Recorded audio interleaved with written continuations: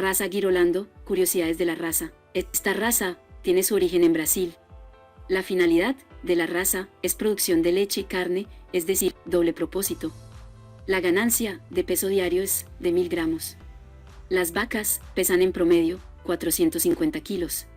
Los toros pesan 750 kilos. El rendimiento en canal es del 60%. La producción de leche, en promedio, es de 4.000 litros por lactancia. La edad al primer parto es a los 24 meses. El intervalo entre partos es de 370 días. En temas de longevidad, pueden vivir fácilmente 8 años. La pubertad se presenta de los 14 a 17 meses. El color del pelaje se presenta en blanco con negro, blanco con gris, marrón con blanco y dálmata. Esta raza presenta buena tolerancia al pastoreo. Tiene excelente capacidad rumial.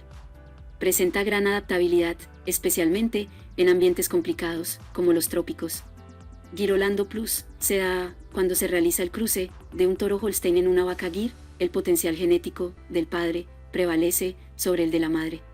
El fruto de estos cruces es el F1, un ejemplar de elevado valor genético y comercial.